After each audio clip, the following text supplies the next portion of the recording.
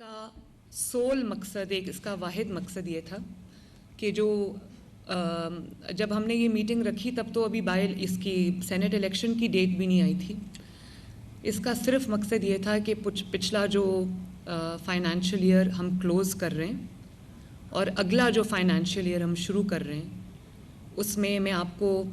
Explain کرنا چاہتی تھی کہ ہم نے کیا کیا ہے, کیا ہم اچیو کر چکے ہیں اور کیا اگلے سال کے ہمارے پلانز ہیں. تو میں آپ سب سے بڑے میرے اسٹیک ہولڈرز ہیں, میری پولیٹیکل ٹیم ہے, تو میں اپنی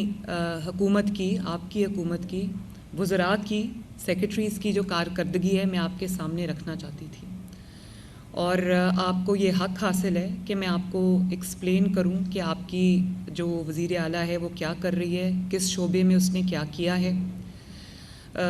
کچھ چیزوں کا آپ کو علم ہوگا ضرور, کچھ کا شاید نہیں بھی ہوگا, تو میں وہ سب چیزیں آپ کے سامنے آج رکھنا چاہتی ہوں. تو میں اپنی کارکردگی کے ساتھ میں آپ کے سامنے آج حاضر ہوں.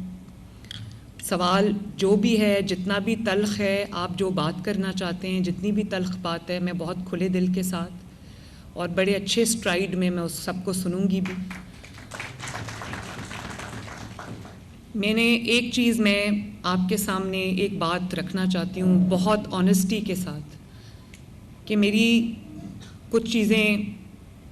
آپ کو شاید پسند آئی ہوں, کوئی کمی بھی رہ گئی ہو, لیکن ایک چیز میں آپ کو یقین دلانا چاہتی ہوں کہ میری جو نیت تھی اور میری جو کوشش تھی اس میں کمی نہیں تھی.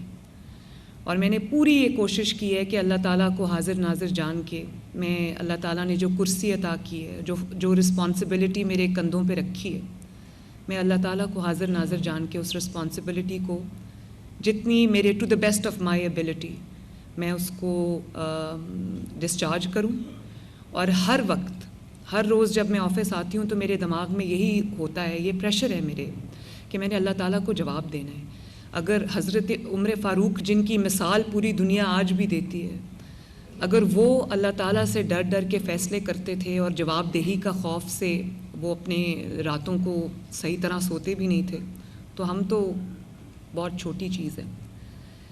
تو میں اس سے پہلے کہ ہم شروع کریں, میں سب سے پہلے آپ سب کو, سب پاکستانیوں کو, آپ سب کو دل کی گہرائیوں سے مبارکباد دینا چاہتی ہوں. اللہ تعالیٰ نے ہمیں جو فتح عطا فرمائی ہے, پاکستان کو جو عزت عطا فرمائی ہے, جس طرح آپ سب جانتے ہیں, میں ان ڈیٹیلز میں نہیں جانا چاہتی کہ 2024 کے الیکشنز کے بعد ہمیں کس قسم کے حالات کا سامنا تھا, وہ آپ سب جانتے ہیں, وہ میں نے بھی فیس کیے ہیں, وہ آپ سب نے فیس کیے ہیں. جس طرح ایک سال میں اللہ تعالیٰ نے بہت حد تک چیزوں کو جو ہے وہ بدل دیا ہے, اسی طرح ایک رات میں اللہ تعالیٰ نے جو پاکستان کی دنیا میں عزت تھی, جو پاکستان کا پرسیپشن تھا, اللہ تعالیٰ نے اس کو پاکستان کے حق میں بدل دیا, دنیا کو مسخر کر دیا پاکستان کے لیے. اور یہ سوائے اللہ تعالیٰ کی مدد کے, اس کے کرم اور اس کے فضل کے, یہ انسانی طور پہ ممکن نظر نہیں آتا, لیکن یہ انہونی ہوئی ہے. اللہ تعالیٰ نے ہمیں عزت دی ہے. یہ کہا جا رہا تھا کہ آبویسلی ہمیں بھی یہ شک تھا, بلکہ یہ خوف تھا کہ جو ہمارا مخالف ہے انڈیا, اس کی اکانومی کا آپ سائز دیکھیں, اس کا ویسے آپ حجم دیکھیں تو ہم سے کئی گنا زیادہ ہے. تو دنیا بھی یہ سمجھ رہی تھی کہ شاید یہ ایک چند منٹ کی لڑائی ہو اور اس کے بعد پاکستان کو خدا نخواستہ شرمندگی کا سامنا کرنا پڑے. آئی تھنک انڈیا بھی یہ سمجھ رہا تھا اور بہت حد تک ہمارے دلوں میں بھی یہ خوف تھا. لیکن آپ یہ دیکھیں, اپنی تمام تر اکنامک پرویس کے ساتھ, اپنی تمام تر وہ سائز کے ساتھ, جو بھی ان کی سپیریورٹی تھی اس کے ساتھ,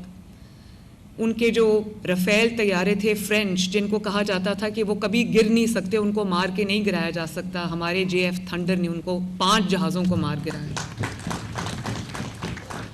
اور ہم آج کی اس محفل سے اپنے جو افواج پاکستان ہیں, جس میں ہمارے ملٹری کے تمام ادارے شامل ہیں, خصوصاً ایئر فورس, اور جو ہمارے آرمی چیف ہیں, جو آج انشاءاللہ تعالیٰ باقاعدہ طور پہ فیلڈ مارشل کا لقب ان کو ملے گا, تو سب سے پہلے ہم جو ہمارے سیالکوٹ سے وڑائٹ صاحب ہیں جن کی ڈیتھ ہوئی ہے، اور ابھی فیصل اکرام صاحب جو ہمارے ایم پی ہیں ان کے والد کی ڈیتھ ہوئی ہے، تو ہم اور جو شہداء ہیں بیان المرصوص کے، ان میں بچے بھی شامل ہیں. بڑی تکلیف ہوتی ہے جب ہم وہ تصویریں ان کی میں دیکھتی ہوں. بڑے پیارے پیارے بچے تھے. تو ہم ان سب کے لیے دعا کر لیں.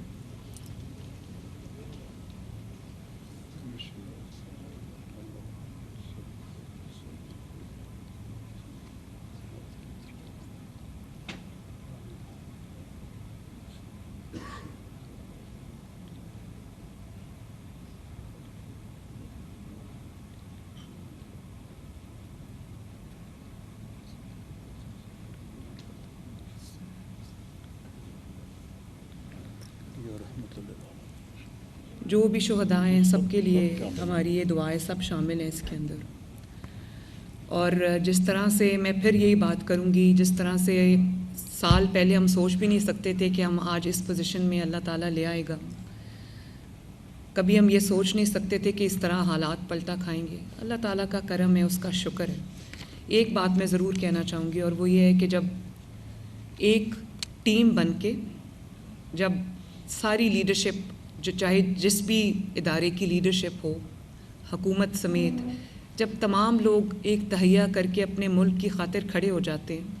اور نیت سب کی ایک ہوتی ہے، تو اللہ تعالیٰ اپنی مدد بھی بھیجتا ہے. اللہ تعالیٰ فتح مبین بھی اتارتا ہے جیسے اللہ تعالیٰ نے اتاری ہے.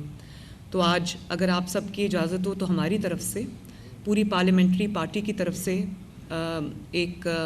جو ریزولوشن ہے وہ جانا چاہیے کہ جو بیان المرصوص کی کامیابی ہے اس پہ حکومت کو اور افواج پاکستان کو، وزیر اعظم پاکستان کو،